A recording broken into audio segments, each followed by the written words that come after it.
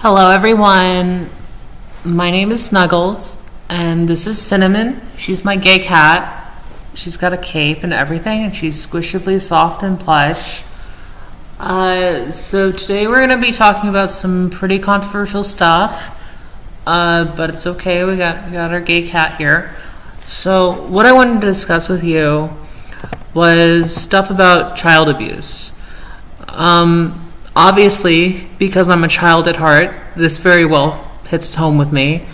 So I'm gonna bring up a script for myself, and we're gonna learn. We're gonna ride that magical friendship train of knowledge. We're gonna learn things today. So let me begin. First of all, to the downvoters, the haters, you're probably not trans. You have not gone through face-clawing existential dread due to looking at a disgusting parody of yourself as the wrong gender. You cannot empathetically speak for the needs of our cohort, for the needs of trans people. You simply have not experienced anywhere near the same lifestyle or struggles. So I just want to start off by saying gender dysphoria exists, and it's quite terrible. Imagine it as the maximum possible amount of pain that your brain can inflict on itself because you're the wrong gender. It's terrible nights of panic attacks, and it's quite miserable. The only way to really get through that and to improve the condition of people who deal with that is just help them be their gender identity they recognize themselves as. This is very much an issue within the headspace of trans people, but that doesn't make it any less of an issue. It means that basically you have to help trans people be comfortable with themselves. You have to offer them proper medical care. You have to offer them everything they need to be comfortable with themselves, because it's hard, and they weren't born with the right equipment to make themselves that comfortable. So I want to also suggest that there are children that go through a similar stage in their life, and normally by a ratio of about 95% end up fully transitioning after starting blockers at the age of 12. I just want to momentarily say something extremely controversial. So Cinnamon, just like close your ears, Cinnamon. To force a child to go through the wrong type of puberty that they specifically didn't ask to go through is child abuse. Okay, unclose your ears, Cinnamon. What do I mean by that?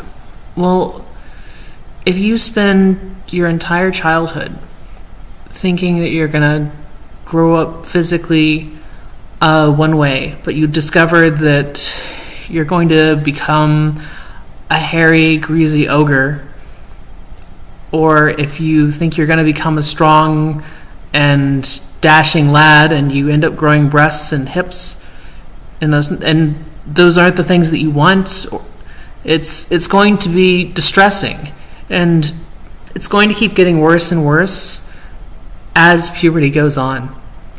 And so, to minimize the amount of additional issues that come with gender dysphoria, that come with the panic attacks, that come with the stress responses, it's important to intervene early. It also prevents any sort of corrective procedures that may need to go on. These surgeries, they're dangerous and expensive. These facial feminization surgeries, they're expensive, but some people didn't have the luck to go through transition early enough in their life, and they have to go through them, and it's unfortunate. They're expensive and they're dangerous. It's an operation, and they're literally tearing your skull apart so that you have a hope of like not having gender dysphoria panic attacks in the mirror some point during your lifetime. And it's very much a personal decision that someone makes, but less people would have to make that risk and make that choice if they were just given the option of transitioning at a younger age. A lot of people were afraid to. A lot of people had parents that didn't let them, myself included. You know, I knew that I wanted to be something that wasn't masculine since a very early age. I knew since about the age of probably 8 that something was wrong. And it just felt off every single year, blowing out the candles on my birthday, just realizing how much I changed, and that it wasn't all it started off like, oh, I'm getting taller, but suddenly my voice started dropping. It started sounding like this. And it took me like 6 years to even get anywhere near this point. And some people can't do this with their vocal cords. This is a talent that a few people are lucky enough to have, where they can kind of make their voice sound sort of not painful for them and everyone else to listen to.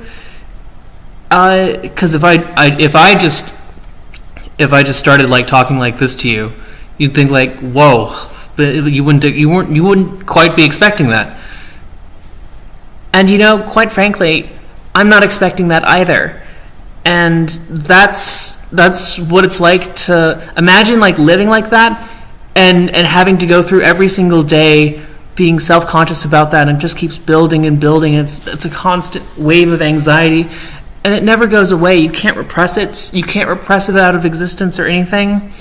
That's why these conversion therapies, my parents tried to send me through conversion therapies. It never worked. It never ever worked.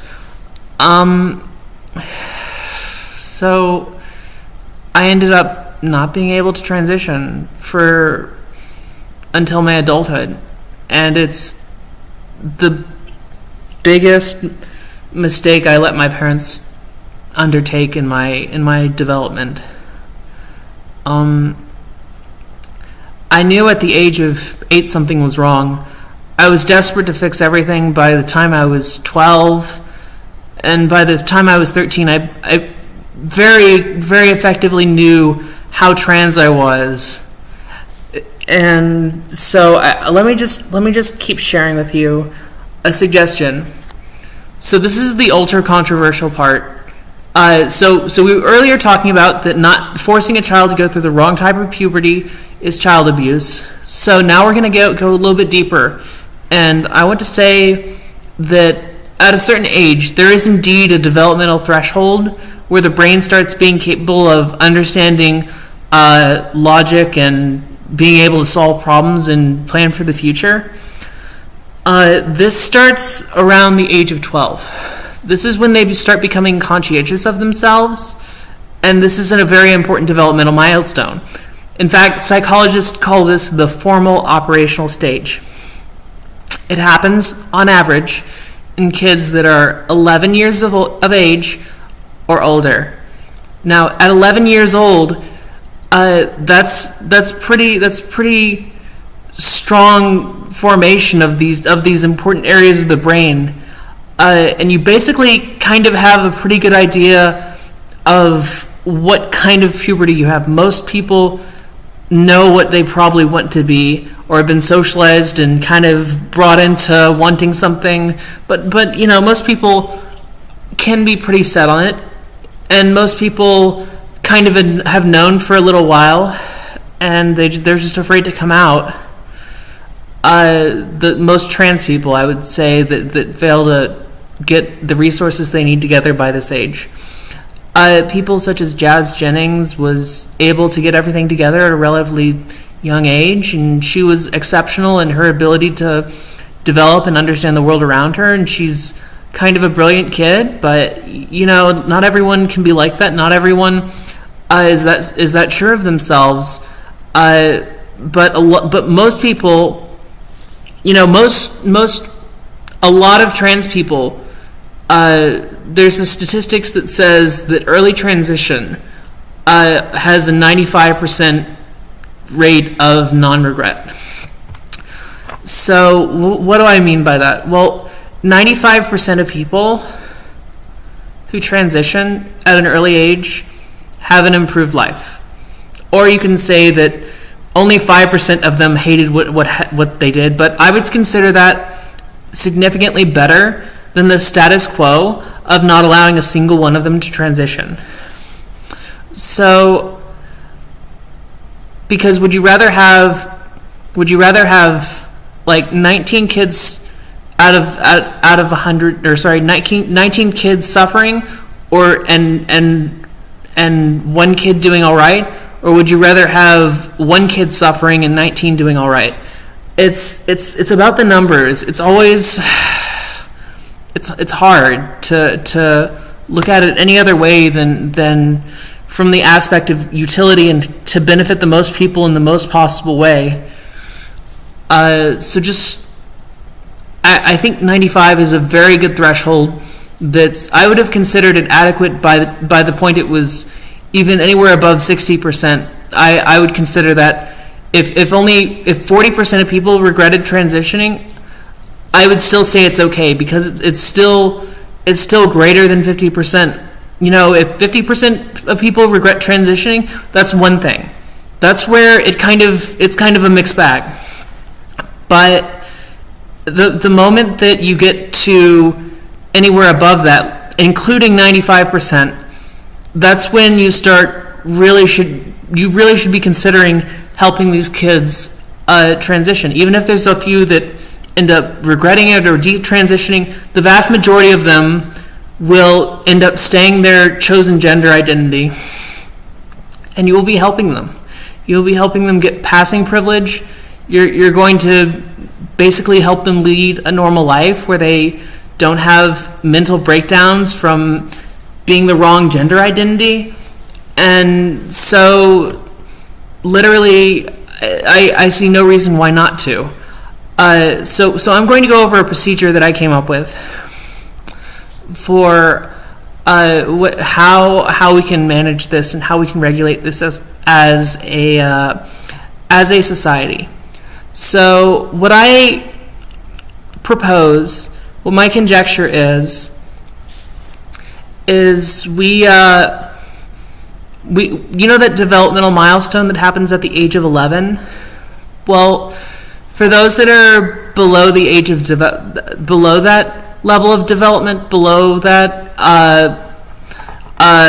speed at which their brain starts forming those essential functions, I think it's not unreasonable to make it so we consider the age to be 12, where they're capable of forming these ideas about who they are and logical planning for the future. So I think it should be mandatory if the child requests to be put on blockers and hormones, that by the age of 12, they should be provided them. It should be mandatory to provide them with these hormones and with these blockers. And 6 months after, so when this child is aged 12 and 6 months, then you can start giving them cross-sex hormones. You have to start giving them cross-sex hormones if they ask for it. So why do I think this is important? Well, because there's a lot of parents that just won't do this, and it's against the interests of their own children. It's abusive. There's no other way to put it. They're causing, whether they mean to or not, future pain and suffering. I've experienced it. Most trans people have experienced it, and it's what drives people to fly all the way to these far-flung places like Germany and Canada and across the U.S. to get their facial feminization surgeries, or get their top surgeries if they're FTM. You know, it's just, you've got to intervene as soon as possible. But as soon as the child is ready, you've got to optimize how ready the child is with how much damage that you're actually allowing to occur. And based on how much damage normally occurs by the age of 12, and how much the child's cognition actually increases by the age of 12, I think that's way better than starting at the age of like 10 or something like that, and having any number. Like I don't think a child is well enough developed at the age of 10. Unfortunately, a lot of kids do start experiencing the effects of puberty at that age. But I think that if it's an extraordinary case, that exceptions should be made. But definitely mandatory at the age of 12. So what I'm trying to suggest is the only way that this should not happen is specifically if the child desires to stop hormones, to store their gametes, so their sperm or egg or whatever. Those should be considered reasons to postpone or halt hormone treatment, along with any sort of life-threatening or pre-existing health conditions that would be agitated by the hormones and by the blockers. So we want to make sure these kids can have kids if they like, but because this decision has to be made so early, it's kind of catch and go for. It's just we've just got to rely on what the child wants. Otherwise, there's too much damage done. A lot of kids, their voices start dropping by the age of 14 or 13. A lot of kids start growing breasts even by the age of 11. A lot of kids start going through periods even at the age of 9. It's pretty nasty. There's not very much time to work with, so you got to move fast. So that's why we've got to do that, and why we've got to intervene so soon. So if the child is like too obese to start hormones, and it would endanger them, like if they're class 3 obese, and it would increase their platelet count and their risk of stroke later in life, maybe make them lose some weight before starting hormones. Just get to like class 1 obese at the least. But generally, good health, young kids should be allowed to start hormones. Just it should be mandatory. I think that parents should be, in some capacity, penalized for being negligent of the needs of their children. So what do I mean by that? What do I mean by penalized? Well, I mean that, you have a parent or guardian that's responsible for everything about their kid, and they should really be upfront with helping their kid get everything they need to be as comfortable as they can later in life. So I feel like it would be considered negligent if a parent started not getting hormones for their kid at the age of 12 or something. I think that's negligent. If their kid is specifically asking for hormones and they're not getting them from the parent, and the parent hasn't applied for some kind of financial aid to get them or anything, then I think that there should be consequences to that, because there's consequences for the child. And so it's what I'm proposing. And tell me if you think this needs modification. But I think what I've got is pretty good. If the parent or guardian is being negligent to start treatment on or after the 12th birthday of the child, an accumulating penalty of every 90 days thereafter are added to determine damages and compensation for suffering that may be recovered by the child from a negligent parent or guardian as soon as they turn 18. So, what does that mean? I'm saying that every time that they put off something so important for you, such as making yourself comfortable, remember, this is pretty nasty panic attack, existential dread bullshit that this child is going to have to go through because of these extra years and extra months of puberty.